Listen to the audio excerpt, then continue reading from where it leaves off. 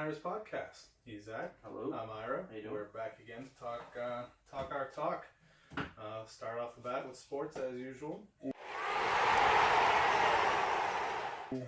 Big thing this week, at least around here, it seems to be nationwide. It's everywhere. Is Rob Gronkowski and his hit on White, Tre'Davious White. Yeah. It was a pretty dirty hit.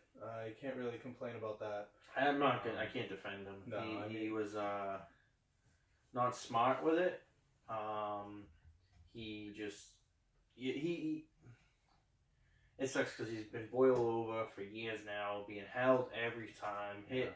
Yeah. But there's still no excuse for what he did. You can understand why he did it, but it's not a good thing to do. It was very bad. My biggest thing though is it has been, obviously it was a lack of judgment. He made a mistake. Yep. He just wasn't thinking. Unfortunately, he's missing a game, and because his contract is very heavy incentive laden, he's missing a lot of money. Yeah, it's going to cost him. The biggest thing that I'm really kind of annoyed about is, obviously I'm annoyed that Gronk's missing the game, but at the same time, as a Patriots fan and knowing Gronk's history of injuries is kind of a blessing. I kind of, you know what I'm saying? A little bit. Because especially going against the Dolphins, you never know what's going to happen. Yeah, they hit him hard last game. I feel like it is a good thing in a way. But what I don't like is all these analysts coming out and saying, starting to say it's a black versus white thing. Yeah, that's the Wilbons and the Stephen A. Smiths of the world making it interracial. It's just so annoying. Everything is race baited nowadays. Yeah. I'm not in the business of talking about that. I don't like to talk about this stuff, but it's just so annoying at the moment. It is. I mean, there was no way that had anything to do with Tre'Davious White being black. And Gronk being white. And it was just two football players, and one got aggravated and did something stupid. Yeah, and they were like, "Oh, he only got 1 game suspension because he's white. If that was a black player, no bullshit." Mike Evans, the wide receiver of the Bucks, did a similar thing a couple of weeks, 3 or 4 weeks ago. Worse what he did. And he got suspended. Yeah, and he's a black and a white guy. He's a mixed race, but either way, he didn't get more than 1 game suspension. He got 1 game, so he set the precedent. Right. So, speaking of the white versus black things, Stephen A. also was complaining about Tom Brady screaming at his coach. He said if that was a black quarterback, he'd be getting talked down to and this and that. Well, it's like Odell Beckham came out tweeting about it too. Saying, Instagram. He made a whole Instagram post about it. Instagram, and I saw him on Twitter as well. He was just saying that there's rules and then there's rules. What? Because I mean, I understand that Odell Beckham is very intense as well. And, he might do something like that, but Tom Brady's not also acting like a dog pissing on the field and doing stuff like that, like Odell Beckham does during his touchdown celebrations or whatever. It has nothing to do with race on that either. I could say one thing. Tom Brady is like MJ. Yeah. Okay, so if MJ would have done that, we would have all, okay, you know what? It's MJ. He has done that. Yeah. You know who else got away with that? A lot is David Ortiz. Players of that caliber. Right. Not to say Odell Beckham can't be, he is a great player, but players with that stature, they don't get the criticism for being that passionate. And also, I mean, McDaniels and Brady have known each other for so long. It's not like McDaniels is barely even older than his coach. He's yelling at his coach. I understand that, but he's more yelling at somebody he's familiar enough with to be able to yell at them and have them not take it offensively, Yeah. So it's so much beyond that kind of thing. But those Beckham tweets and Instagram posts were just ridiculous. I mean, it's been, I feel like ESPN is full of race baiters, and it's got to the point where I can't watch the show anymore. Yeah. It's completely annoying to deal with. Yeah. But it's I don't know. It's just hard. Back to the Gronk White thing. Tre'Davious White, not color white. Did you hear Tre'Davious White today? Oh my God. He's so ghetto. Yeah. Well, I don't even care about that. Just the things he was saying. He could have snapped my neck. He could have. Bit my He tongue. could have bit my tongue off. I got a kid to raise. He hit you in a game of football. You play football. If Right. you're scared, don't. If you're worried about having to raise your kid and possibly being hurt, don't play a game where every time you step on the field you got a good chance of getting hurt. Yeah. You know. I mean, it's insane. Like, I just. But anyways, so that's that. Another big thing in the NFL, well, at least big thing to me because I'm a fan, is Jimmy Garoppolo getting the win in San Francisco. he's 3-0 as a starter. Yeah, he's 26 for 37 with 293 yards. That's better than Tom Brady did on Sunday. Yeah, I mean, he threw. Yeah, I mean, He had an interception, but the he was interception playing the wasn't really Bears. his fault. So The interception was a great defensive play by the defensive back, who ripped the ball. Against in the San Fran game. Yeah, in the San Fran game, he ripped the ball out of the receiver's hands, which was just a great play. It was insane. But yeah, like, I was excited about the Jimmy. I think I have a feeling it's gonna somehow, maybe not now, maybe not in a year or two, but someday we're gonna sit here and be like, shit, you had him. Well, You had that. You had you had your young to Yeah. your Montana, Yeah. So Yeah. it's unfortunate, but Brady, if he can play for another few more years. Yeah, I mean, it was the best thing to do for Jimmy, and because Tom Brady's gonna play for another couple of years. Yeah. I mean, I don't see the Peyton Manning sudden drop off happening. He takes too good care of himself, Mm-hmm. and He also hasn't had that major injury. right, You know. right. So the knee. back, But that's he was different. younger. Yeah. he was And- young at the time when it happened. Now ACLs are just not the same. Right, Right. I mean, talking about injuries, Aaron Rodgers is on schedule to come back. If he wasn't on IR, they said he probably could have came back this week. yeah. But I don't feel like they should bring him back. I feel like unless they win this week and then they have an outside shot to make the playoffs, Right. then obviously. Yep. But in that division is going to be, I mean, NFC, we've been talking about it for weeks now. It's going to be so hard to make the playoffs in that. The Falcons are sitting on the outside at 7-3 or 7-5. They can win 11 games and still miss the playoffs if everyone around them does what they're supposed to do. Yeah, if the cards fall right for them. Yeah, they could beat the Saints tonight. They could beat the Saints tonight. Saints will only be 9-4. Yep. Still have a better record, Yep. and then Saints could go on and win the rest of the season. Mm-hmm. And the Falcons can win out and be 11-5, kind of like the year the Patriots missed the playoffs when what's his name? Oh, Matt Castle was the quarterback. Castle. They went 11-5 and missed the playoffs. That's only happened like once in the. Yeah, it doesn't happen. So But it's kind of crazy. Like the Yeah. NFC is just stacked. There's 3 6-6 teams that still are on the hunt. Dallas, Lions, and the Packers. They all have a shot. if the Packers win this week, I wouldn't be surprised to see Rodgers next week. Yeah, I think Lions are done. They're done. They've lost a So, few weeks in a row. I got a guy that I work with who at the beginning of the season picked the Lions just as a long shot, obviously for the big odds to win the Super Bowl. So he's been hoping for it every week. Stafford's been pretty beat up too. Yeah. So I mean, they still got a chance to get in there. This week. Yeah, he's I a heard tough something guy. like that. I mean, he won't let that happen, but He's tough. I mean, they've been saying that it's possible. so you got that in the NFC, and then the AFC, you got a 6-6, 3 6-6 teams fighting for one spot in the AFC West. Yeah. It's And gonna then be the Chargers, by the way. I think. I think the Chargers are super hot right Yeah. now. Like they're the hot team at the right moment. I feel like they are just Phillip Rivers. I'll talk more about him later. But Phillip Rivers is like on point right now. The defense is good. They gave the Patriots all the fit, they can handle. I think they're gonna. I've been saying that too. And the Chiefs are on the down spiral. Yeah, the Chiefs aren't looking. But in the AFC, you have a 6-6 team. You're probably gonna have a team that's close to 500 winning that division. Yeah. And then because they're all playing each other in the next couple weeks. Mm-hmm. And then you have, the Ravens are really hot right now, but they have a big game this week against Pittsburgh. Speaking of Pittsburgh, that crazy game against the Bengals, So many injuries, so Yeah. sad. Ryan Shazier. The hits in that game were just brutal. It was a hard game to watch, but I couldn't shut it off.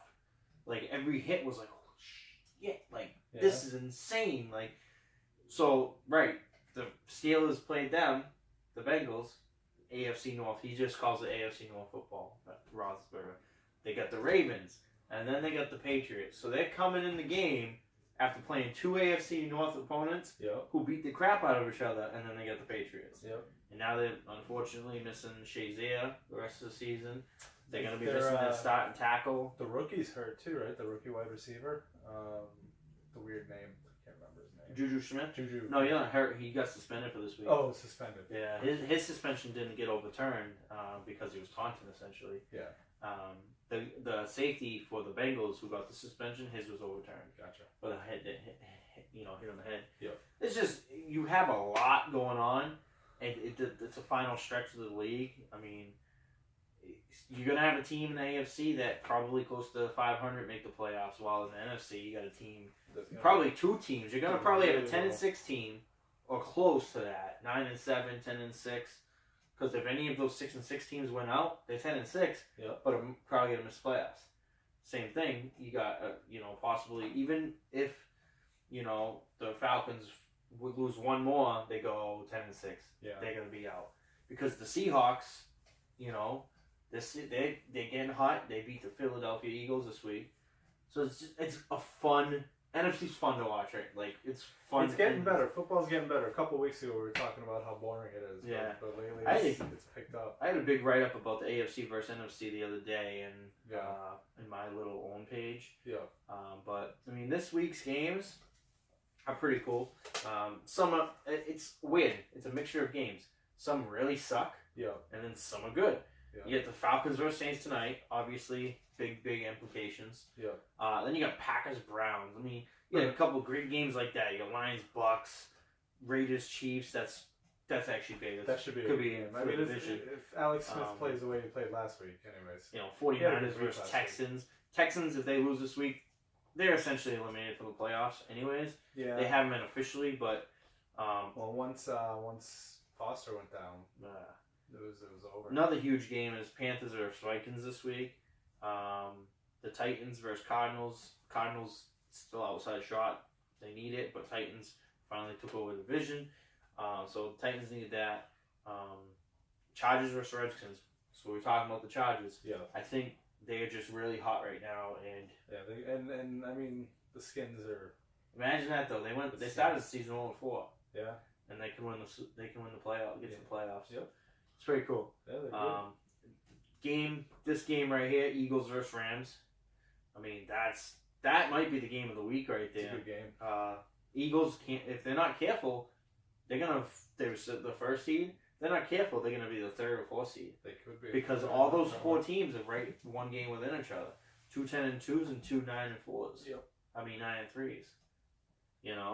So and then you got Ravens Steelers obviously on Sunday Night Football. The Ravens are hot. They've won like 2 or 3 in a row. Joe Flacco isn't looking that great, but I hate Joe Flacco. I'm not a huge Joe Flacco fan. So and then you got Patriots on Monday Night Football versus the Dolphins. All I hope for that game is they get out of it injury free. Yeah, and that's it. I mean, I'm pretty sure they're gonna get the win either way. So we'll come out without any injuries and we're good to go. I mean, I could talk football for hours, but I got a couple other sports I want to say. Yeah, we'll move on. Move on to baseball. I don't know if you have anything on baseball. I do. We got Shohei Ohtani. He's ruled out all the major markets almost. He wants to play on a smaller market team. He's gonna end up in Seattle. Probably. He wants to be on a small market team, and I don't know why you would do that to yourself. So you can make more in the bigger markets, but I think he just wants to be able to be the superstar. So I have a feeling it has a lot to do with Ichiro Suzuki. Because it's a West Coast team. Yeah. It's closer to Japan. Yeah. It's easier to get home. He's probably talked to a lot of these, Japanese defectors that come over here, like Ichiro, probably Daisuke, stuff like that. And the West Coast it's easier for them to transition. Yeah. That's why Daisuke had such a hard time. It was Boston, so that's what they were saying the other day. Nintendo also still owns the Mariners, don't they? I'm not sure.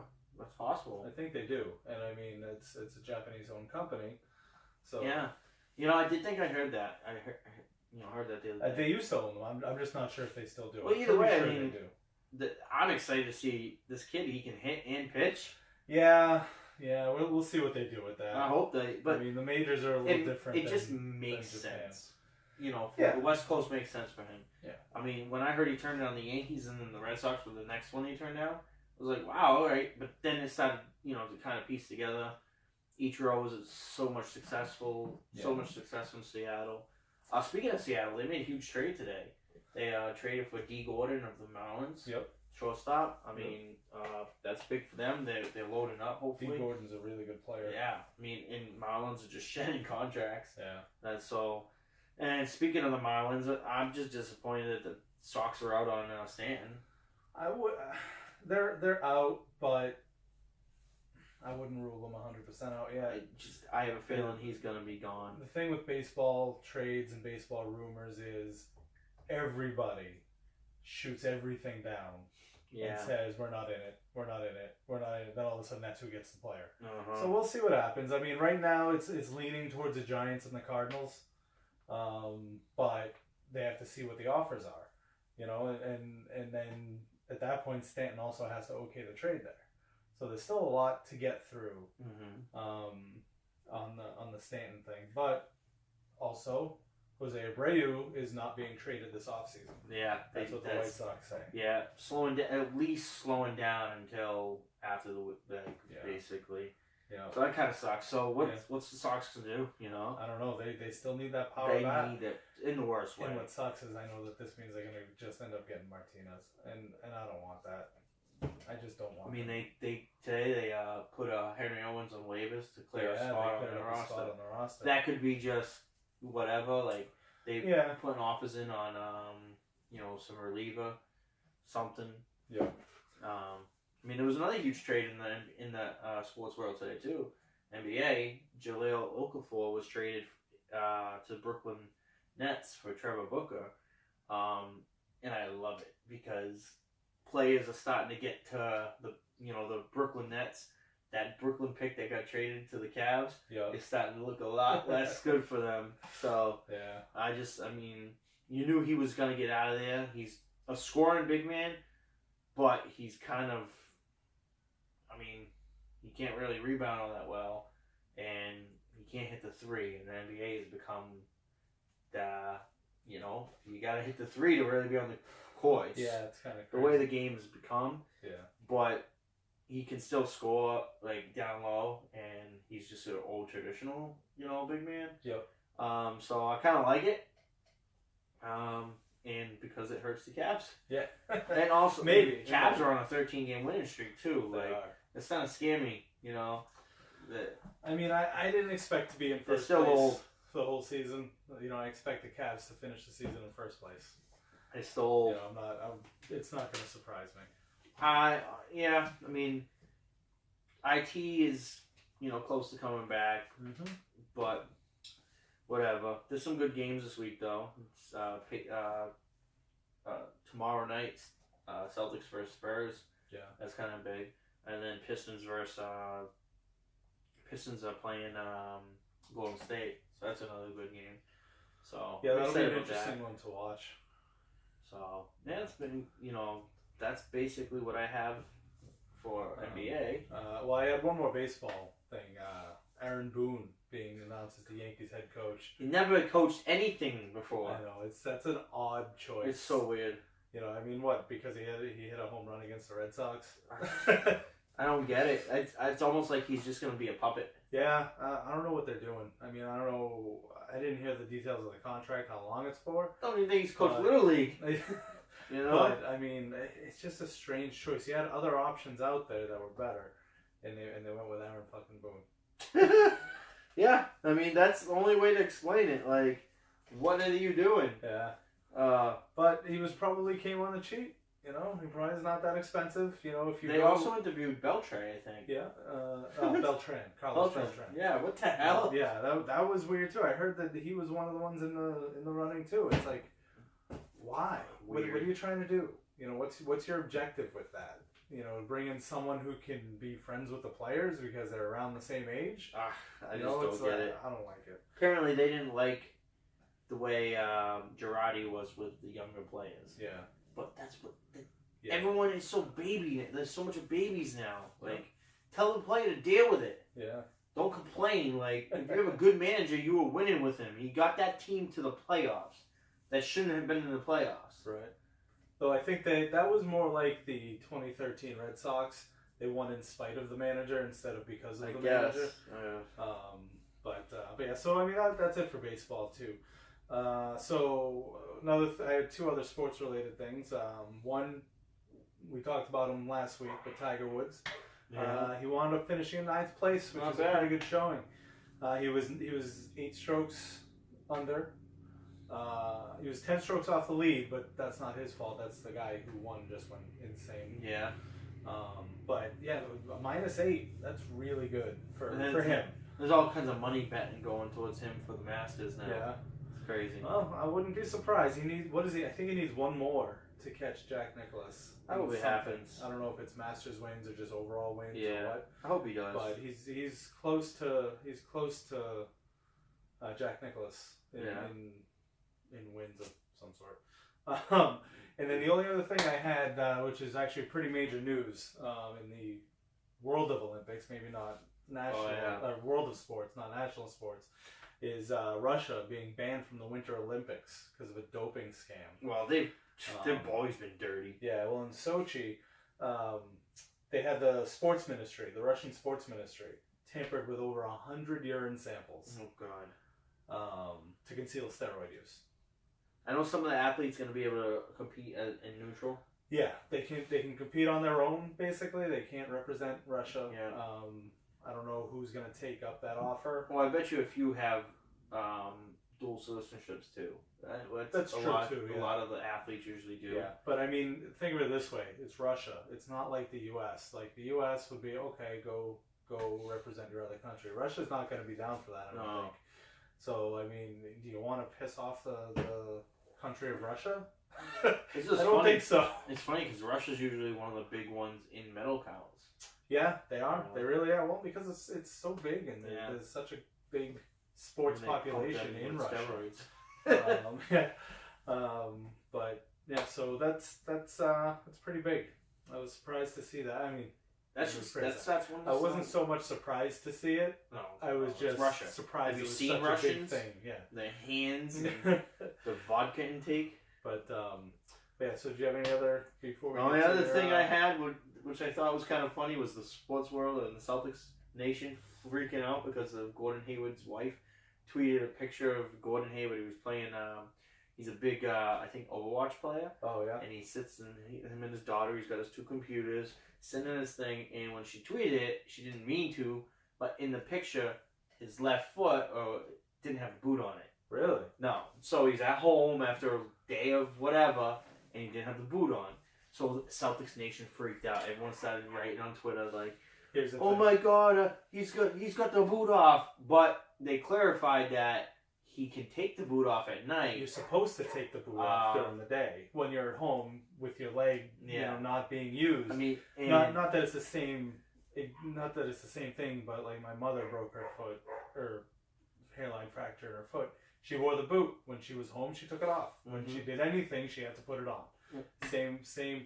Danny Ainge did come, so they did. That's what Brad Stevens would say. Like, he's able to take it off. He's not wearing it as much. And Danny Ainge came out today and said he's actually about probably 2 weeks off from taking the boot off. Nice. He's ahead of. They think he's ahead. They're kind of not saying it, but they were saying how he wants to be back and he's itching to be back faster than everyone has ever. I'm telling you, what I've been telling you, I think he's going to be back. But I mean, taking the boot off is one thing. Being back playing basketball is completely different. I know. Oh, it's a long season. That's the good thing about basketball. It is. All right. Well, that's it for normal sports, and we'll move on to your sit 'em and your stardom. Stardoms. So, this week, stardom sit 'em. I got a few good ones. I've been pretty good on the stardom side lately. Yeah. Stidham's, it's a little harder to kind of predict, because people end up, even all the experts all get screwed up with this too. But, I've been pretty close to all my Stidhams, been nailing the stats, every week, for the most part. So we were talking earlier about charges. I really like Phillip Rivers. Yeah. He's my number one start this week. I picked him up on waivers like 3 weeks ago. Wow. And if you look, he's available in a lot of leagues. People aren't high on him, but every year he's just strong finisher. He's a strong finisher. He had a solid year last year. He helped me get in the playoffs last year. Same thing. I like, I feel I think they can feel that they have the momentum. They can feel that all they have to do is win out, and they're probably going to get the playoffs. Yep. They feel like they have that division by the balls. Well, they kind of do. And Melvin Gordon, you got weapons. Keenan Allen's been a freak. Keenan Allen's ridiculous. Oh yeah, he's healthy, so he's got weapons. He's got 2 running backs. And Eckler and Gordon. I like Phillip Rivers this week. My number 2 start is Kenyon Drake versus the Patriots. Williams is still kind of hurting. I don't think he's going to play. The Patriots have been good against the long ball lately. They're shutting down the pass, surprisingly, the way they started. Yeah. Well, Gilmore's starting to play. Oh, yeah, Gilmore's shutting things down. So Kenyon Drake's probably going to get, obviously he's going to get the running touches, but he's probably going to get a lot of those dump-offs that kill the Patriots. Right. Because the Patriots which is weird because they do it so well, the Patriots. You figure it would be something you'd be prepared for. Yeah, so they just let, they let that stuff happen. They let the dump-offs or the short passes. Yeah. They keep everything underneath them, They don't let it over the top for the most part, except for the first 4 weeks. And it's always the way they are. Bend but don't break. So Kenyon Drake will get his touches this week. That's kind of why I think he's a start, especially with Williams out. Similar reason why I feel my next stardom is Giovanni Bernard versus the Bears. Yeah, he's a good one. Mixon's probably out with a concussion. I assume they still haven't said it. He's been in concussion protocol all week. Hasn't practiced. It's kind of getting to that point. He's a rookie. The Bears, they're probably not making the playoffs. Don't risk it. Bernard probably gone at the end of the year or close to it. But he looked good against the Steelers. Yeah, they should have won that game. I'm unhappy I dropped him 2 weeks ago. He hasn't had that season. I picked him up every year for the most part. He's been on the bench. Easy to get. But I was able to pick him up in 2 leagues this week. I need to make the playoff. I need to win this week to make the playoffs, and I'm hoping he's a big key factor. Bears have been pretty decent against the pass, so again, I think he's going to get the touches. He'll get the dump offs, especially with Red Rocket thrown to him.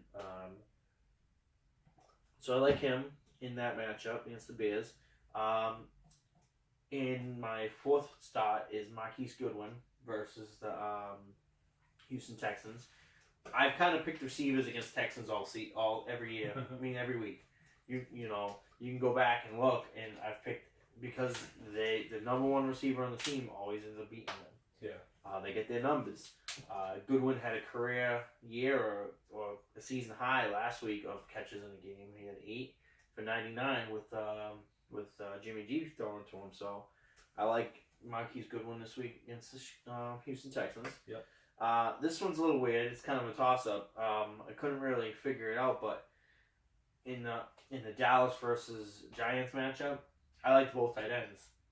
I like Elvin Ingram and I like Jason Witten. Jason Witten always does good against the NFC East, especially the Giants. He always has good games, so it's so hard to say, hey, I'm not going to play him, So I got Jason Witten and Elvin Ingram as my co-stardoms that, Elvin Ingram, Eli Manning's coming back this week. He's got a lot to prove.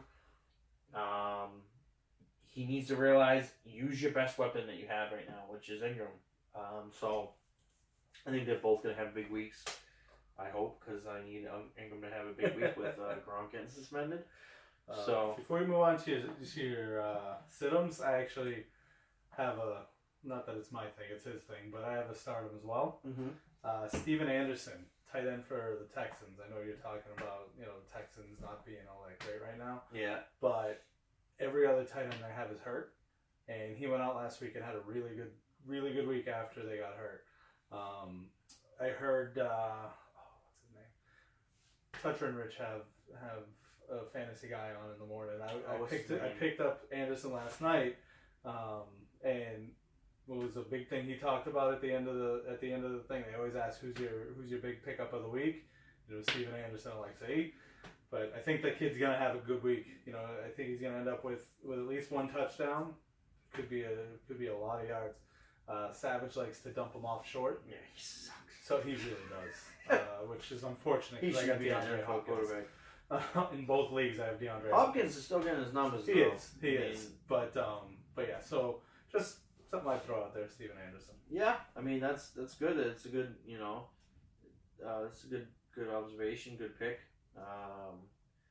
I think I might have missed that myself. But I feel like with these quarterbacks, tight ends, they're like binkies. Tight ends and running backs are their binkies. They can't get their numbers on the outside. So, well, that's good.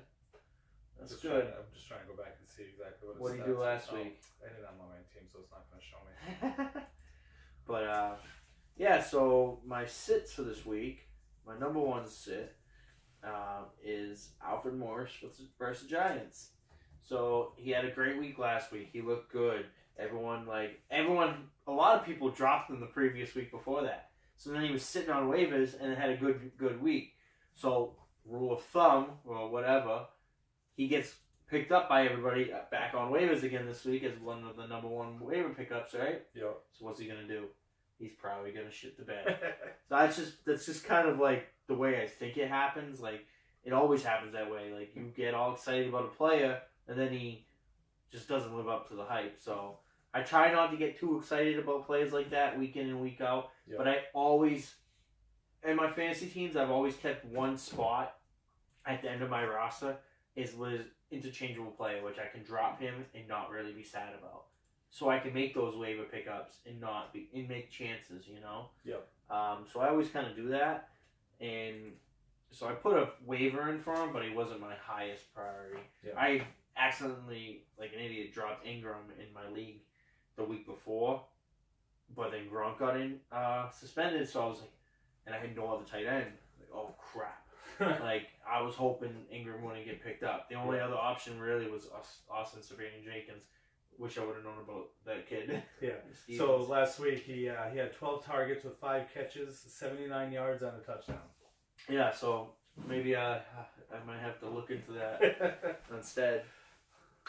So my number 2 sit is Jordan Howard versus the Bengals. Bengals have a decent front seven.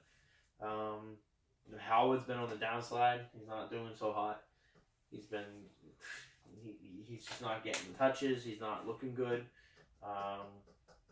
And I think the Bengals they need to win this to stay pace. They should have won last week. Didn't win. They played good. So I just think that they'll shut them down. Also, another sit, number 3, is Doug Baldwin versus the Jags.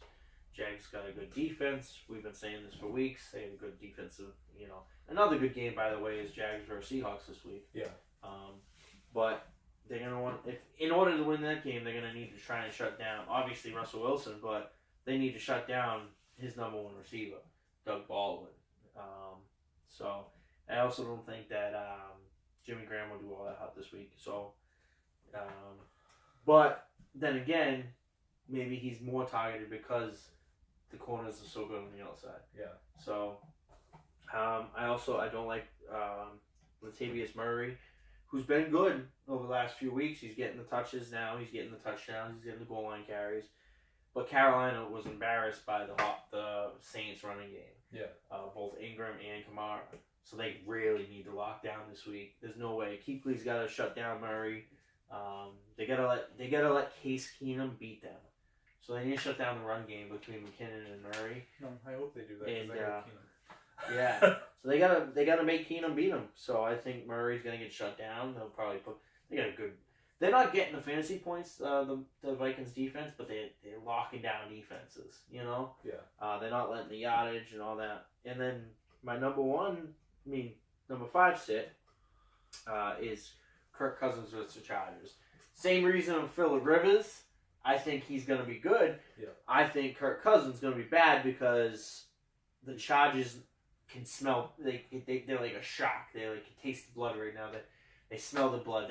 They gotta finish strong, and their defense is strong. Yeah. They gave Brady fits. Yeah. They're gonna give Kirk Cousins. Kirk Cousins is kind of like on his way out there. He knows he's been franchise tagged two years in a row.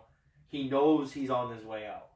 Unless they give him a contract, he's going somewhere else. Yeah. So I like. I think the Chargers are gonna shut down Kirk Cousins. Yeah. I mean, Joey Bosa and Melvin Ingram alone are gonna just. Yeah. I mean, they got the safeties. Their safeties are good. Yeah. I like the Chargers. I mean, I've always loved their jerseys too. I'm not gonna lie. So yeah, that's my sits for the week. Right. You have any sits that you would think about? No. I usually don't think too far into that. Just this Anderson kid he just stuck out to me, and I'm like, oh, this is gonna be a good pickup. So that's it for that. Start him and sit him. So let's move on to the lock of the week. Oh, this is hard this week because you got all the games, a lot of crappy games here. Like I said, you get I could just say, hey, Packers are going to beat the Browns, because we all know the Browns are going to go 0-16. Trying to challenge myself here and think a little bit more. But again, the Packers got Hundley playing. He's been looking decent, but they looked good against the Bucks. They should beat the Browns. But I don't want them to be my lock because it's not really thinking. Right. That's not thinking. Right. You got Lions, Bucks. Again, that full 49ers, Texans, hit game. Colts, Bills, crap game. And I think Perriman's playing because I think Tyron Taylor's hurt for that game. So I wasn't going to go any. I think that my lock is the Bengals versus the Bears this week. Bengals, they need to win to stay afloat. They lose, they're definitely out. There's no catching up. They have a chance if they win. If they win out, they'll be 9-7.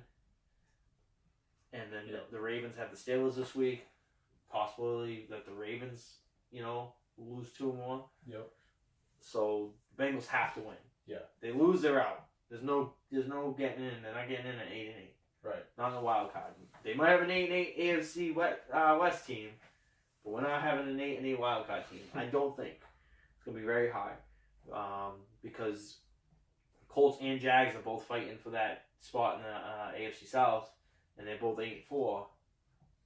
And one of those teams are gonna get in. They're most likely. Maybe they get 2 more losses and they finish 10-6. But I don't think any teams. They're not going 8-8. Neither of those teams. So my locks this week is Bengals versus Bears. I don't like Mr. Trubisky at all. Like, what the hell? I feel like the Bengals. I gotta shut him down. I don't know if Burfict will be back. He got concussed. Yeah, he got hurt. But he was in the locker room talking all kind. They were like, "I told you guys I was fine. I need off this board." And he forced them to get him off the board in the back, and he's insane. He's a psycho. He is. He's a nut job. So that's my lock of the week. So that's your lock of the week. So from there we'll move along to our comic book, TV, and movie news.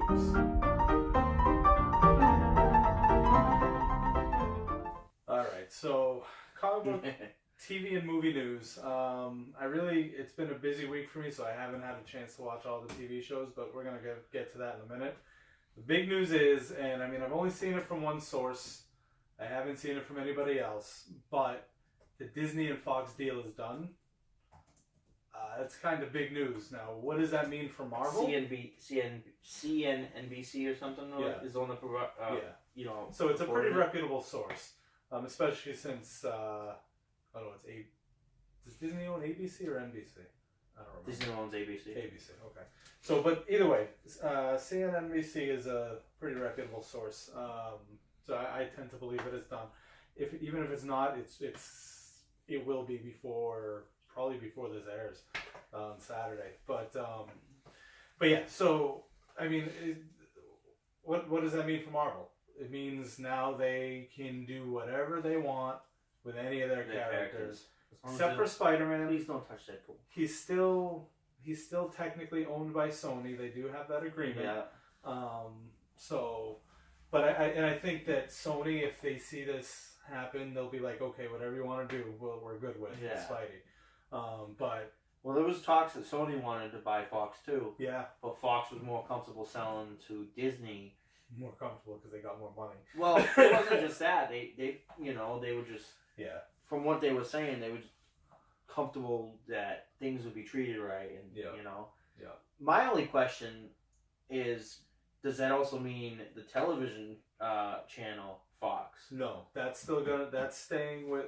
So the outline that's out there right now is the TV station, the news, Fox News, and all the sports are staying with Fox. Everything else is moving over. Hulu, they're getting the 40% or 30% stake in Hulu, which Disney also has a 30% stake in Hulu already. Mm-hmm. So now they're going to have 60% of Hulu. Disney is also looking at making their own streaming service. Mm-hmm. Are they going to just integrate that into Hulu? Or are they going to get rid of Hulu and make that their streaming service only? Interesting. I hope that doesn't happen because I use Hulu and I like to have all the shows that I can watch on there. I mean, they trust Hulu because they have their shows, their Disney, the Runaways and stuff. Yeah. So, but other than that stuff, I mean, looking at the Marvel movies, I mean, there's other things involved too. The first episode 4 for Star Wars, A New Hope. They want that. They're going to get the distribution rights for that now. Avatar. Oh yeah. Avatar goes along with that over there. But for our purposes, the biggest part of the whole thing is the Marvel stuff. So Fox Broadcasting Company, which is the TV station, is staying. Okay. Yes. Marvel, I mean, I had an idea as to how I'm not a writer for them, so it doesn't matter. But if you're listening, this is my idea. Don't steal it. Call me first, and I'll give it to you. But what I would like to see them do is, I believe Avengers 4 has not finished filming yet. I don't even know if it's started. You could do retakes. You could. They did it with Civil War. They did. But what I think they should do is in Avengers 4, you got the reality stone in the gauntlet. You could have Thanos know about all realities, because when you get the gauntlet, you know pretty much the entire multiverse. Bring the X-Men over to fight the Avengers. And that's how you get them into the universe.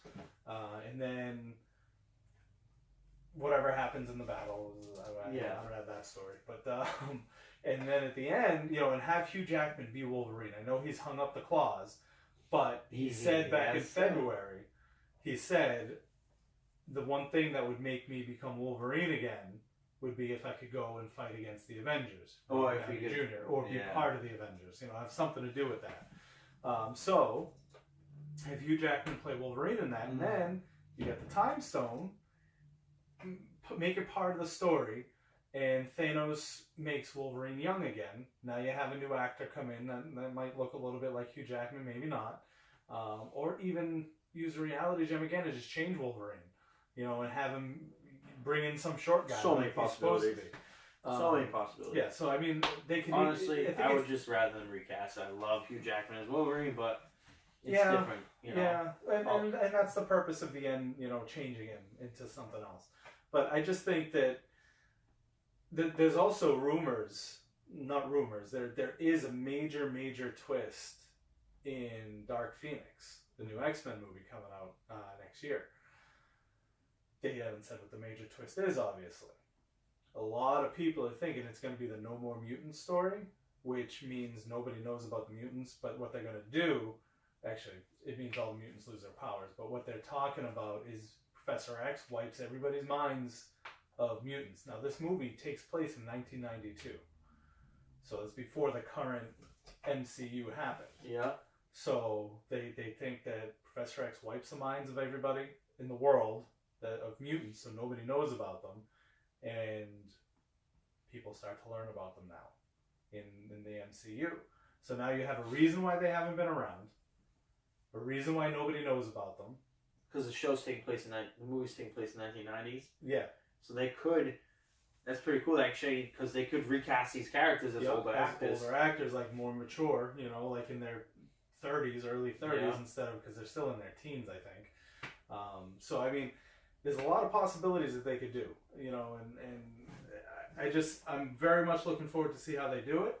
That's just the X-Men. You got Silver Surfer. I think that if this happens, they have to have Silver Surfer in Avengers 4. Silver Surfer and Galactus. Silver Surfer and Galactus are probably parts of the biggest reasons they want, for their cosmic stuff. Yeah.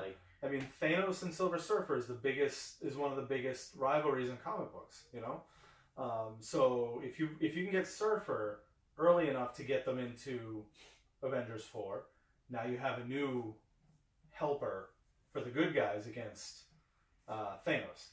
You could have Doctor Strange know him for whatever reason. Well, in the Infinity War, in the actual comics, Silver Surfer falls into Doctor Strange's Infinity Gauntlet. That's the first panels. Or him falls right into his his little laboratory or whatever. Yep. And not that they would do this, because I think they need to build story up for Doctor Doom first. Doctor Doom.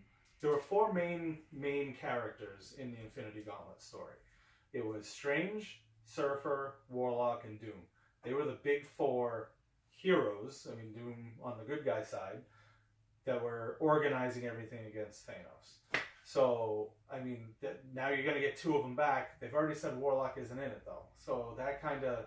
But it could just be he's not in the first one. He could be in 4 because Guardians 3 comes out before Avengers 4, I think. Mm-hmm. So he could very well be part of it. You know what I just thought about? What's that? In the trailer of the Avengers 3? Yep. Hulk falling through into Doctor Strange's room. Yeah. He could be playing That's very the much role like of the Silver Surfer. Surfer. Yeah. I did just thinking about it from seeing the pan. Remember was the panel? Was that Doctor Strange's house? Yeah. I didn't really notice the house that he fell into. Yeah. But that, and he could be the reason why he's warning them about Thanos. Maybe. Yeah. Oh, it's true. Crap! Haha, revelation. But yeah. So there's so many possibilities with this whole Fox Disney thing. We could ramble on about it all day. Oh, I can't wait. But the big we talking about throwing a party. But we're still probably at least 2 years away from anything surfacing in the movies. Probably. Maybe. Now, here's the thing. This may have been going on for months in the background, and Kevin Feige knew about it, or Feige, however he says his name. It's probably true. So he might have something in the new movie coming out. Doesn't come out till 2018, Avengers 3. So maybe there's something that he had planned for that. Maybe there's part of the story that hasn't been filmed yet because they couldn't. And now they can, and they can insert it. They kind of last minute put Spider-Man in Civil War. Yeah, there was 2 months before the movie was released, I think, right? Something like that, 2 or 3 months. Well, yeah, it was kind of close. Yeah, I thought they did a phenomenal job. Yeah, with that. So that's that. More to come on the Disney Fox thing. Once we get more information, we'll cover it more. But it's huge. It's probably the biggest thing to happen to movies in a long time. I can't wait. Yeah. It's going to be awesome because Marvel finally has all their toys to play with. Finally. And they can make, they can actually, it sucks that it's so late now that you have characters like, Robert Downey Jr., Chris Evans, Chris Hemsworth, Mark Ruffalo, where they're closing in on finishing their contracts. And now, so this could be where Marvel actually thrives, that they don't miss a beat because they still have these big characters. Not just that. Think about how excited those guys might be. Chris Evans, Chris Hemsworth. Well, did you see Chris Evans' rumors that text? Chris Evans signed on. Yeah. For more deals. Did you see his thing on Twitter? He's like, so what do we think about getting a Captain America Human Torch buddy movie going? Because he was both of them. So that was funny. So I mean, I have to imagine that these actors are excited about this too, because it gives them so much more to go with. You know? I mean, you got Captain Marvel coming out. Yep. You got Ant-Man and the Wasp, who's basically going to be a focal point going forward in Phase 4 and all that. And like I think you might have been you or someone posted on our comic book group the other day that they never really announced a lot of their movies. Yeah, that was me. For Phase 4. They haven't announced anything for Phase 4. It's probably because they got Captain Marvel. They probably knew. I think wraps up Phase 3. Either Captain Marvel. Actually, no, Avengers 4 does. So I mean, you got Black Panther, you got Captain Marvel, you got Guardians 3, and then I think Avengers 4. I could have the order off on that. I'm not 100% sure. But so you got all that, and then that's when Phase 4 ends, and then they have 20 more movies prepared for after that. Years. That's what Kevin Feige said. We got 20 movies after that, but they don't want to announce it because of spoilers for Infinity War. I don't think that's it.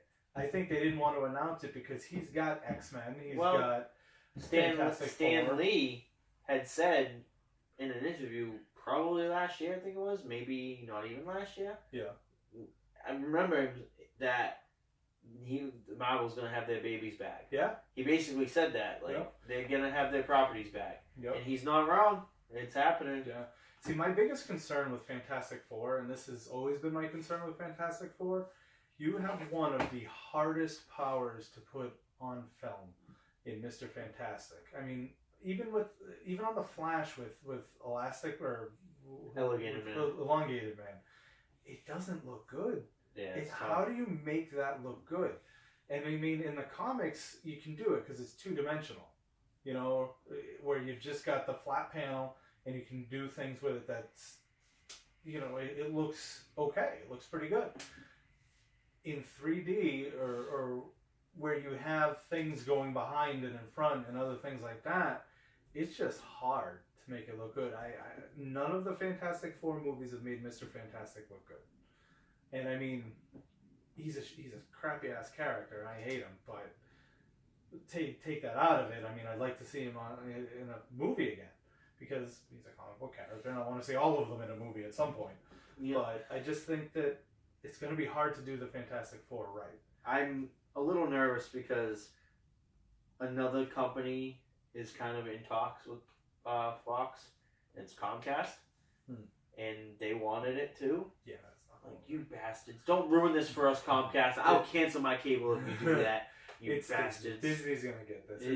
It's a foregone conclusion. They have to. I mean, that's one of the things in Fox. Actually, their heads like, listen, we want our properties to. They were concerned about them looking good.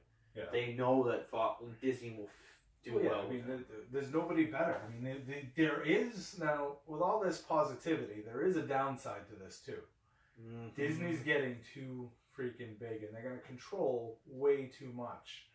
You know, I mean, they've got their own stuff, which is gigantic. Now they're going to have 21st Century Fox. Yeah. Also, they've got agreements with things like Sony and other things like that. They're just getting way too big, and it's kind of dangerous for the entertainment industry. You know, I mean, not to say that that's enough to make me unhappy about this, because it's not. But it's something to watch going forward. There could be a lot of bad parts to this. One other negative too is if, and we kind of said it, but Deadpool's rated R. Hopefully Disney leaves him alone. I don't think they'll. You know, Ryan Reynolds posted something on Twitter. He goes, "You can't have me saying fudge in a movie or something like that." Like, he's a little concerned. I wouldn't be. I mean, they're smart. They're a smart company. They know what makes money. They want to keep what makes money. I mean, Deadpool's cheap to make, and it makes a lot of money. Well, what are they gonna do with those movies that are already scheduled to come out next year? Like, you know, they won't change that. That stuff will be fine. Or movies that are 2 years scheduled out, are they going to cancel it? Well, if it hasn't been filmed or anything yet, those they might cancel. But anything else like New Mutants is still going to come out. Dark Phoenix is still going to come out. Deadpool 2 is still going to come out. You know, all that stuff's still going to come out. And I mean, I don't understand why everybody's so concerned about the rated R thing on Deadpool. Has anybody watched the Netflix shows? Yeah, I mean, You know, it's there, and that's still Disney, and that's more easily accessible than the movie. I mean, I shouldn't say it's equally as accessible as the movies. You know, it's a concern that shouldn't be a concern. People are just making this a bigger thing than it needs to be. But I think we've talked enough on that for today. I did watch 2 of the CW winter finales. Yeah. Did you watch Supergirl? Actually 3. Because I watched Supergirl. I watched Supergirl. It's the only one I've seen. I watched Supergirl. Basically, the theme of the week is the heroes get their ass kicked. Really? You know, yeah, which is not uncommon in a it's true. in a mid-season. It's true. In Supergirl, Rain was she badass. kicked her freaking ass. Yeah, Supergirl bled. Yeah. You know. Yeah, a little too easy, but yeah. Yeah, I mean, I'm not surprised that she'd bleed against Rain. Rain's a world killer, but that was quick for her to start bleeding. It was good though. It was a good episode. It was a good episode. I'm curious where they're going with and this then, Jimmy Olsen, Lionel Luthor thing. Yeah, a little weird. I saw it coming from a mile away. Yeah. Flash was decent. I haven't seen that one yet. Yeah, I won't say much. Basically, we went to finale, so you figure you can kind of guess what's going to happen.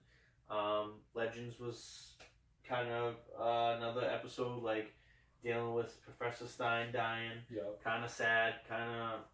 I did hear that Jax left. Yeah, I'm not too happy about that. Yeah. Did you see who's coming on board the Wave Rider in the second half? He was there. Oh, was he in this episode? Briefly. I'm very excited to see John Constantine on. He'll be. I think what's going to happen is he's going to be on that show for probably 4 episodes. Same with Captain Cold. They'll finish Captain Cold's arc. Yeah. Because they're not coming back till February because Black Lightning. Right. And then they'll finish that arc, and then Jax will somehow come back. I don't know. I'm gonna miss seeing Firestorm. It's kind of cool powers. I'm all right if Constantine's there. I mean that makes sense. But I don't think Constantine's permanent. I'm a huge fan of John Constantine in the books, and I was a huge fan of his show. I think they're gonna make him gay in the show though too. Whatever. They're doing that a lot with these characters lately. He's always toed that line, anyways. But it's such a good character, John Constantine. He's just got such a good story behind him, and I was very sad to see his show get canceled. I still haven't watched that show. Really? Yeah. You gotta go check it out. And then the other thing is, The Gifted was pretty good. Yeah, I haven't watched that yet. Yeah, that show's crazy. I hear the season finale, when they get to it, is going to cover the X-Men and the disappearance of the X-Men and everything like that. Yeah. And they're going to connect it. That show's been awesome. Yeah. And then just shows how powerful the brother and sister are too. Yeah. You know, so it's really cool. I really suggest, if you haven't watched The Gifted yet, I suggest going and watching it. It's a good show. I really like it. So from there, we only got one this week, so we're gonna move on to Friday's movie releases. Yeah. Yeah. So there's only one wide release movie this week. It's a movie called Just Getting Started. I had never heard of it until I started looking to see what's coming out this week, but it sounds actually pretty decent. It's got Morgan Freeman, Tommy Lee Jones, and Rene Russo. Three big names. Yeah. Well, it's one of those movies where Tommy Lee Jones is an ex-FBI agent. And him and an ex-mob lawyer, I don't know if that's Morgan Freeman or Rene Russo, one of the two, they're in witness protection together. And they, not together, but in the same place, same neighborhood or whatever. And they need to work together to fend off a mob hit that's coming for one of them, I guess. But I mean, it looks decent. It looks like it's going to be a fine movie. I didn't see any previews of that. Yeah, me neither. But that's pretty much the only one. This is a movie that I'll watch later. I won't go to the theater to see it. But a Redbox. I'll watch this later. Maybe not even. Redbox and Netflix. Netflix. There you go. That's probably what I'll wait for. But no, it looks good. Like a good movie. I mean, when you got Morgan Freeman and Tommy Lee Jones, it's hard to not be good. Both are really good actors. Both are getting up there in age, so very much so. Who knows how much longer we'll be seeing them in movies, even alive at this point with the rate of celebrity deaths. But yeah, so I mean, I'm looking forward to seeing that when I do eventually see it. Looks like it'll be pretty good. And on the movie releases note, I am tomorrow night going to see a pre-release of Jumanji.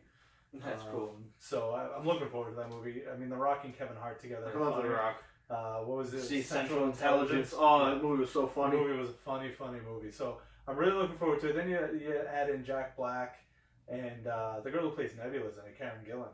Yeah.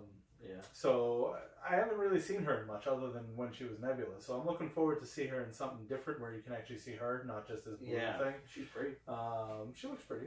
But yeah, so I'm gonna see that. I'll have a review next week, depending on what kind of thing they give us to sign, saying that we can or cannot talk about whatever. Yeah, that's probably what will happen. To do that. But I mean, it's only 3 weeks away, the wide release for it, so they may not.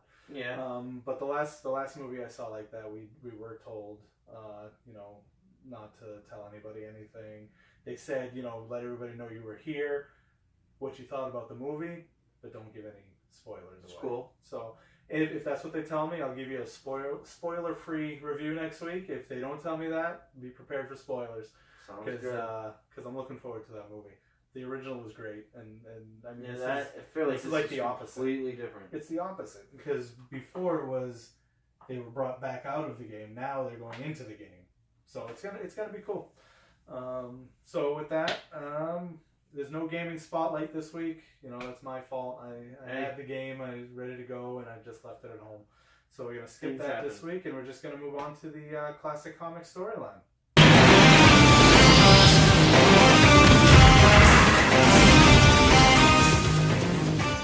Alright, so this week's classic comic storyline is an X-Men story.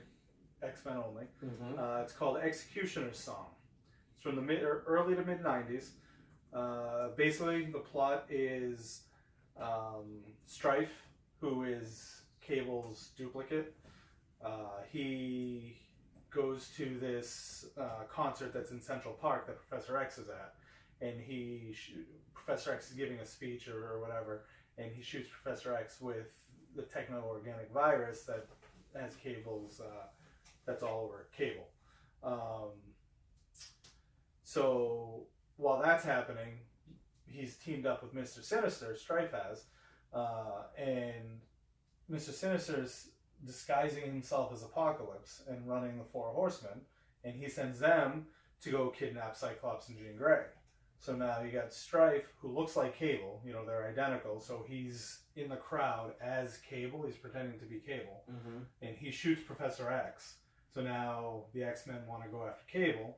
Also you have Apocalypse, it's actually Mr. Sinister because he can morph his body. He's looking like Apocalypse. He's sending his horsemen to get Cyclops and Jean Grey, so you got the X-Men wanting to go after Apocalypse. Now, that's two major people to go chasing after, so they gotta split their teams and do that. So eventually, what happens is you got X Factor coming in to help out. There's half of the groups are going and chasing X Force because that's where Cable is. He's leading X Force.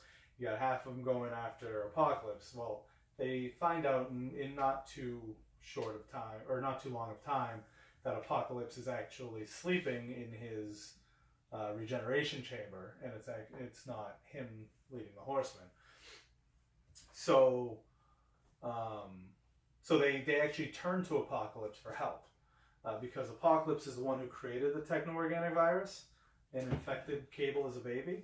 So knowing that he has that knowledge, they go to him to try and help Professor X. So the story goes on from there. A lot of fighting goes through. I think it's a 12-issue story, and eventually they end up on the moon, which is where Strife actually is, and then it comes down to a big finale fight. The story is so wide spanning of the X-Men universe. It's got everybody in it. It's got a lot of their villains in it. It's 12 panels, so that's pretty good. Yeah, it's 12 issues, which is not too bad. The cool thing about these books too is each of them came polybagged, like they were in a baggie with a card in it, and the card was someone from the story. And on the back, it gave a description of the characters. So if you don't know these characters, this is a good way to get to know them. They also made an issue after the fact called Strife's Strike File, which had all those cards just in full pages and with the descriptions as well. So, so the story is just it's a great telling of all of the X-Men. You get to see most of them performing at their best, you know, and Professor X is out of it most of the time with the techno-organic virus, so it shows them learning to do things, not learning so much without the device, but without Professor X. You know, they got to end without their leader in Cyclops. So you've got the mentor in Professor X and the leader in Cyclops both missing. It winds up being Strife had Sinister kidnap them because they're Jean Grey isn't, but Cyclops is the father of Cable, and Jean Grey's clone, Madeline Pryor, is the mother of Cable. So I thought they were brothers. Yeah, that's true. So that's basically his parents, and Strife is a clone of Cable. So he wants to, you know, it's a big whole family thing is what causes the whole thing. So story is definitely worth picking up. 12 issues. Again, you can probably find them cheap places, you know, $1 or $2 an issue. So for under $20, you can get a really, really quality story. You could probably get the one still polybagged for under $1, because it was again in that mass-produced time. And yeah, so definitely pick up X-Cutioner song. You can even get the trade paperback if you want it. It might be cheaper depending on where you go, but check it out, and it's definitely worth the read. I'm gonna check that one out. Yeah, I own it. I'll let you borrow it. So from there, I'm gonna move right into my top 10 this week.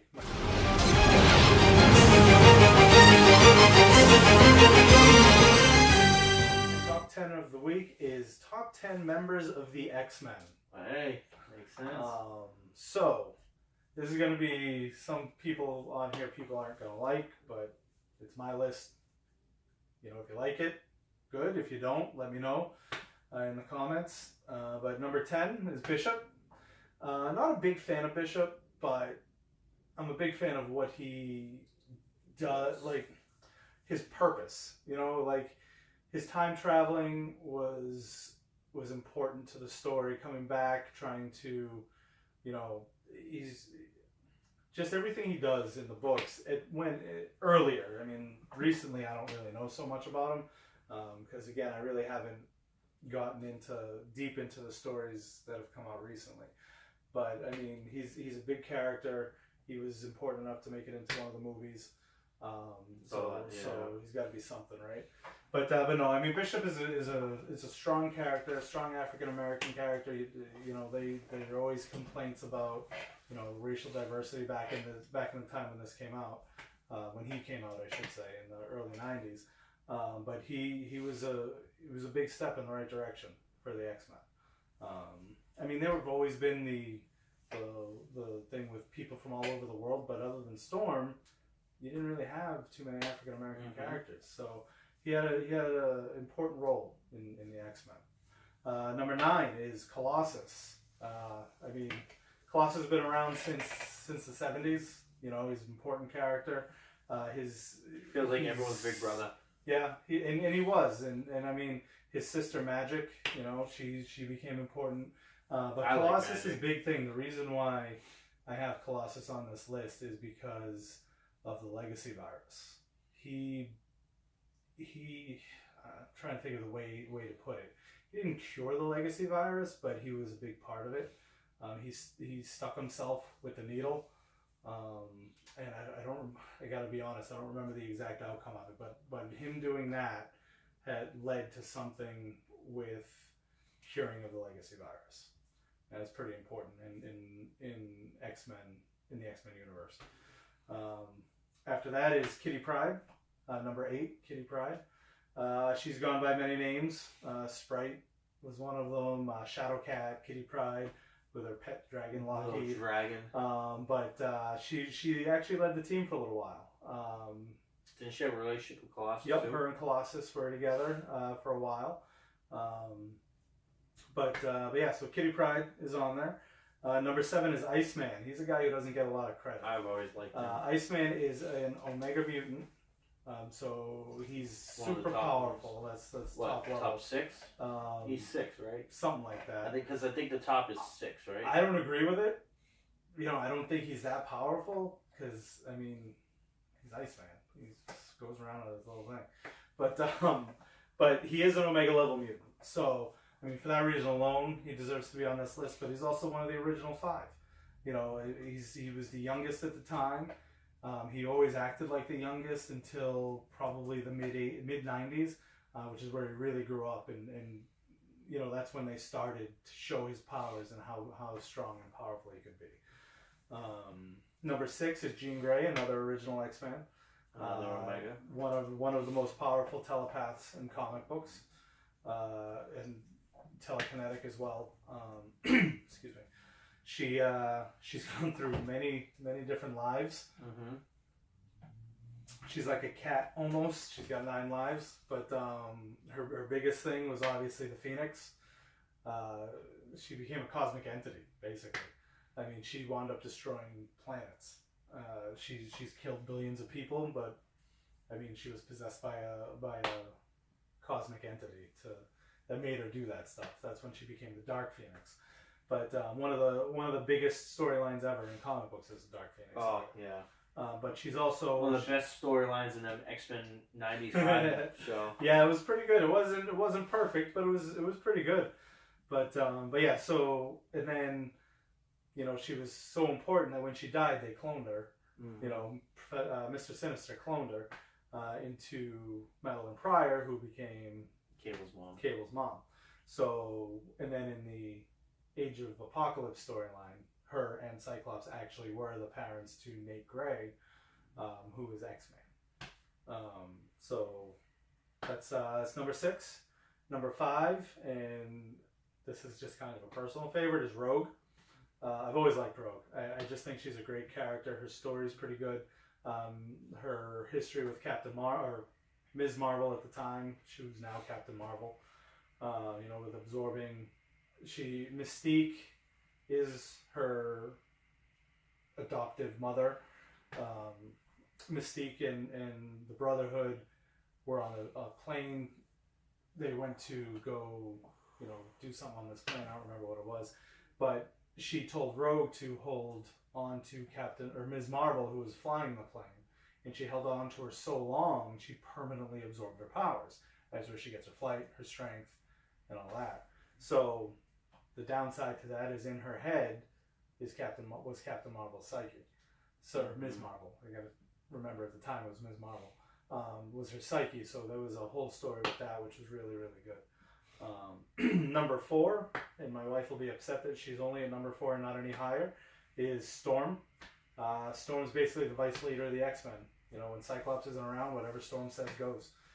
She's, in my opinion, I don't think she's considered an Omega level mutant, but in my opinion, she is probably other than the telepaths, the most powerful X-Man out there. She can control the freaking weather. She can do it all around the world from where she is. She controls nature. It doesn't get more powerful than that. And again, back to the diversity, she was the first. I want to say the first African American X-Men ever. She first appeared in Giant Size X-Men number 1. It was her, Colossus, Nightcrawler, all these people first appearance. But her importance to the X-Men is, it goes beyond anything I could really say. She's always been a part of the team, and she's just that good. Number 3, and this one, a lot of people wonder why he's not number 1, but again, it's my list, is Wolverine. Tisk. I've never been a big Wolverine fan, but I understand his importance to comic books. He's probably, after the big 3, Batman, Superman, Spider-Man, he's probably the most well-known comic book character. It's funny, he's not considered Omega or anything like that. No, he's not. Is he even really considered a level 5? I don't even know. I think he might be. I don't even know. But all he does is he heals, and he's a good fighter. The good fighting doesn't come with his mutant abilities. Only the healing does. and they just decided to put some metal on his bones. You know, it's like for what he is, and he's really old. He's right for what he is. To have done what he's done is amazing. You know, he's just a scrappy fighter, but that's what makes him what he is. You know, that's what makes him so popular, is that he can't blow up a mountain. You know, he can't change the course of the earth. You know, he just goes berserk. He just goes nuts, and he's a badass loner. You know, smoking his cigars over in the corner, telling everybody to go to hell. You know, and he's got those good liners. You know, yeah. It's funny though, like, you know, he's in the pop culture. Yeah, he's huge in pop culture. So that's Wolverine. Number 2 is Gambit. Remy LeBeau, one of the best characters in comic books, in my opinion. I just think his history, his story is really good. His powers are underutilized most of the time, because everybody thinks he just charges cards and throws them, and that's it, and they blow up. But he can charge anything he touches with kinetic energy and make it explode. So he's done bigger things before. He can blow up doors. He can, he uses it in his staff a lot, where he'll charge his staff up and he'll hit somebody with it and it'll explode on impact. But not only does he have that, he's also got this persuasive ability where if he looks at somebody in the eyes and he kind of talks to them, he's suave enough. Like he can talk. Well, but it's actually a power. Like his eyes can. If you ever look at his eyes, they're black with red circles. Mm-hmm. When he talks and you look into his eyes, he's got a persuasive ability. It's actually a power. It's a mental telepathic ability, basically, that a lot of people don't know about. Not only does he have those two things, he's also a great fighter. He's beaten Sabretooth in a fight. He's beaten Wolverine in a fight. One of my favorite pictures in all the comics is when early in his time with the X-Men, him and Wolverine are fighting in the Danger Room, and they fight, and the fight winds up being Gambit standing on top of Wolverine with a staff at his throat, and he just says, "Bang, you dead," and he beat Wolverine in a fight. I mean, not many people can say that they've done that, and that was when Wolverine was pretty much at the height, close to the height of his popularity. So that's Gambit. Number 1, in my opinion, as far as great X-Men characters, is Cyclops. I'm not the biggest fan of Cyclops on his own, but when it comes to the X-Men, I didn't put Professor X on the list because he created the X-Men, so he's not really an X-Man. Yeah, he's in the books, but I mean, he would be the obvious one. But when you think of the X-Men, the first person most people should think of is Cyclops. He's been there from the beginning. He's always been the leader of the team. He leads these people, Wolverine, Gambit, Archangel, these loner type people, and he can still get them to do what he says to do because he's a great strategy guy. Oh, I mean, he's basically Captain America for the X-Men. You see him in the movies, and even in the old cartoon, he's kind of a whiny little baby. He's not like that in the books. He is a take charge, very, very influential guy. He can get these people to do what he thinks is right because of who he is and what he stands for. And his abilities are crazy. I mean, when he died in the comics, probably one of many, but when he died in the X-Men vs. Human comic, like all hell just breaks loose. Yeah, he just they didn't know what to do without him. I mean, and they had a clone of him, or they had the future. I think they got him from the past. Yeah, something like that. They had a Beast in the Cyclops from the past. Oh yeah, they had the Jean Grey too. Yeah, but they just didn't know what to do without him. Yeah, like they were lost. And that's why I have him at number 1. Is his importance to the team is beyond anybody else on this list, and it might even be beyond Professor X. Because when Professor X died, he's the one who took over everything. And they really didn't skip a beat, So yeah, Cyclops is my number 1. It's funny. You were talking about Storm being an Omega, and possibly in what I looked up is has been stated to be possible Omega. Yeah. But hasn't reached her potential yet, unrealized, basically. So she can do even more than what they have her do now. Yeah. Which is crazy. And she's been around for years and years and years. Yep. She's like in the, she's in that range of possibly Omega, Right. maybe not. Right. You know, Yeah. it's kind of funny. I still think it's funny that he's mentioned that Iceman's an Omega. Like, Yeah, I don't understand it. I mean, he can control. Well, see, now think of this. How is he Omega and Storm you know isn't? what? You know, it's because that's what it says. Like, he has powers that can influence the ecosystem of the entire world. So can Storm. Yeah, so that's interesting. So why would Iceman be considered Omega level but Storm not? And it says he's been yet to tap into his full potential. I think They she's probably Omega. say that about all of them. And how's Professor X not an Omega? Yeah, that one doesn't make sense. He's one of the first Yeah. powerful mutants. Well, and I mean his powers. He can tap into the brain of anybody on the planet. And I don't even think Magneto's not even considered an Omega. Yeah, he is, isn't he? No, Oh. I mean,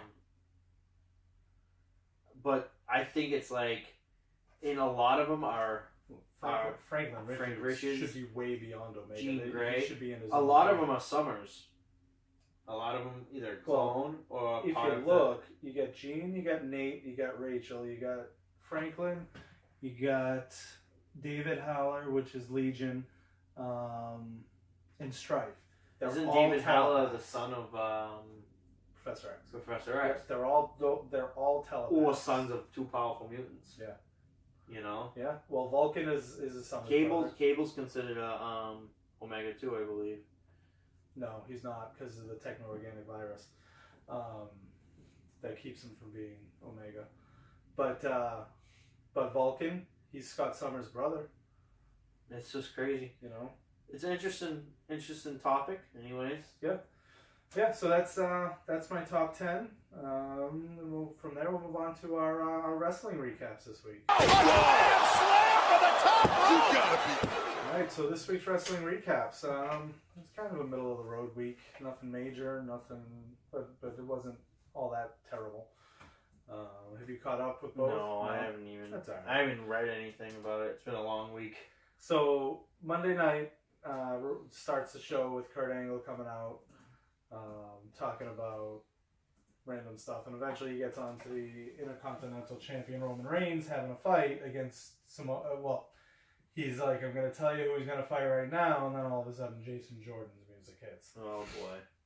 That was my thought at first. So he comes down and he's like, saying, Dad, I need a fight. I need to fight Roman. I want a chance again at the title. Blah, blah, blah. So then Roman comes down.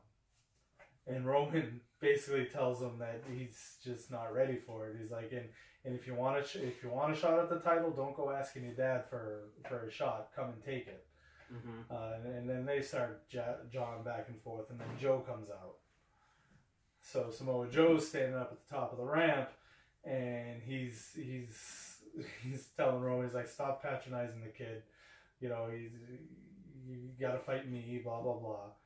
And then Jason Jordan jumps Roman from behind. So Roman picks up the mic and he says, if you want to fight, and not in these exact words, but basically, if you want to fight, let's do it right now. I bet you the crowd all got reacted to Jason Jordan jumping. Actually, they were booing Jordan the whole time. Reigns is over now. He's over now. So Roman tells Joe he's gonna have to wait till later on tonight, and he fought Jason Jordan. It was a really good fight. Jason Jordan did very well for himself in that fight. He did some good moves. He showed some power, some speed. He still lost, obviously, because Jason Jordan is not going to be Roman Reigns, at least not yet. So that was a really good fight. After that, you had the tag team titles going on. Seth and Dean against the Bar. The Bar got disqualified. Mm-hmm. So they kept the titles. So Kurt Angle comes out and he says, no, that's not happening. He's like, we're going to continue this match and there's going to be no disqualification. After seeing the actual end of that fight, why the hell did he bother? All that happened was the fight continued for another 2 or 3, maybe 4 minutes, and Joe comes down and costs Dean and Seth the And titles. then 3 versus Shields. So then Roman comes running down, and as Roman comes running down, the 3 of them escape up the stairway. So that's leading to a big Joe in the Bar versus the Shield confrontation. It's a little weird, Samoa Joe with the bar. I mean, it's not really, I guess, because it's to create a feud, the 1-on-1 and the 2-on Right. tag. So. Right. So I mean, at some pay-per-view or even Royal Raw, Rumble. It's probably the next one. Yeah, but I bet you all of them will be in the Rumble. I mean, Roman's got to be in the Rumble because Yeah, but they'll still have a match earlier in the night. They might. So I thought that was weird. The Shield versus Joe in the Bar. Another thing that I've noticed is they bring Asuka up to Raw, and they have her fight the lower half of the female roster. First it's Dana Brooke for a couple weeks because they don't want to show. And although she's kind of important, I guess, but Alicia Fox this week, she's not Sasha. She's not. I mean, I hate to say it. She's not Bayley. She's not Alexa. She's not Mickey James. She's not one of the big ones on the show. She's not very good. So I just think they're kind of wasting Asuka right now. I think they're going to do a slow build. WrestleMania is going to be when she wins the title. Right, because I think they're going to do that Women's Royal Rumble, and she's going to win it. She still hasn't lost a match. And I think she'll win the Rumble, and then they'll probably do the same thing. Winner of that faces their respective champion at WrestleMania, so she'll end up fighting Alexa Bliss at WrestleMania. So that was Monday Night Raw. Over on SmackDown was pretty uneventful. You had the KO and Sami Zayn stuff again, which is getting a little old. But that started off the show that they were gonna have to fight Randy Orton and a partner of his choosing. As soon as they said that, I knew exactly who it was gonna be. Shinsuke? Yeah, of course. So there was that for the whole show. They were trying to. Kevin Owens. No, that's at the pay-per-view, a Contest of Champions, or Clash of Champions. The fight Tuesday was Sami Zayn versus Randy Orton, with Kevin Owens handcuffed to the bottom rope, so he couldn't interfere. Well, the whole night he's trying to get out of being handcuffed. But during the night, there was an okay match here and there. Bobby Roode fought Baron Corbin for the U.S. title. I don't know if it was actually for the title, but they fought. They have a 3-way at Clash of Champions between those two and Ziggler for the title. Oh, really? But Ziggler was down at the announce table during the fight. So they're fighting. It was a pretty good fight, actually. But there was one point where they gave each other a double clothesline, and Ziggler's like, I got to get a closer look at this, and he puts the headset down. And he goes in, and Rude starts getting up first, but his back is turned to Ziggler. And as soon as he gets stood up, Ziggler gives him a zigzag. So he's down. And then Corbin starts getting up again with his back to him, so you knew it was going to happen again. And he zigzags Corbin. So I don't. They're giving Ziggler a couple more last runs of being popular, or relevant before he leaves. Maybe. So then the end of the show was the Orton Zayn match. Before we get to that, the Riot Squad again wound up not really doing much of anything. I was surprised. Really? Yeah. It was Charlotte versus Natty. Might have been for the title, might not have been for the title. I don't remember. But they were fighting each other, and I know they put what's her name in the hospital. Naomi. Yeah. So I mean, the fight was okay, but they came down and they did nothing. The Riot Squad. They didn't attack? No. Interesting. No. At least I don't remember that, to be honest with you. I mean, it's SmackDown's been pretty forgetful lately. So, or forgettable, I guess I should say. Who's challenging for the world title? Oh, it's So then the final match finally happens, and Sami Zayn is fighting Orton, and at one point Orton was down. Zayn went out to the outside and grabbed some pliers. the big bolt cutters. Bolt cutters, yeah. And he gets him over to Kevin Owens. So Kevin Owens eventually gets free of the handcuffs. So from there he gets in the ring and he starts beating up Orton, him and Zayn. And who comes running down? Shinsuke. So Shinsuke comes down and he saves Randy Orton from the two of them. And you can see them talking, and Orton says, "Do you want to be my partner?" And he says, "Yeah," and they shake hands. And so I don't know what they're doing with the Shinsuke and Orton thing. I mean, they've been friends now since Shinsuke pretty much came in. I think they're underutilizing Shinsuke too. I think they're underutilizing him too. I mean, I don't like him. I'm not a fan of him, but he's a singles guy. He's not a. I think they're going to build up him to face AJ at WrestleMania. I hope not. I think that would be terrible. I mean, especially where he is right now. Right now, he's an enforcer. That's really all he is right now. I think him and AJ at WrestleMania is too soon. I mean, I know WrestleMania is 5 months away, but you got Royal Rumble in the middle. You got Clash of Champions this weekend where he's really doing nothing. He's tagging with Orton against the other two. But I don't know. SmackDown is, like I said, it's been very forgettable for me lately. It's weird called Clash of Champions when it's not champion versus champion. True, but all the belts are on the line. So it's an old WCW event. Oh, I remember. So I like how they're doing that now, though. They're bringing back some of the WCW ones. I'd like to see them bring back Halloween Havoc. Did you watch that War Games? Yeah, that's pretty good. That was pretty crazy. But yeah, so that's it for the wrestling, and that's it for this week. Yeah, I didn't get to watch too much wrestling this week, so yeah, I missed a little bit. I gotta catch back up. Yeah, you'll catch up. Yeah. So again, as we say every week, let us know what you think. Give us any comments, feedback. Let us know what you think of his sits, starts, and locks. Let me know what you think about my top 10. And we'll see you next week. See you next week. Bye. Bye.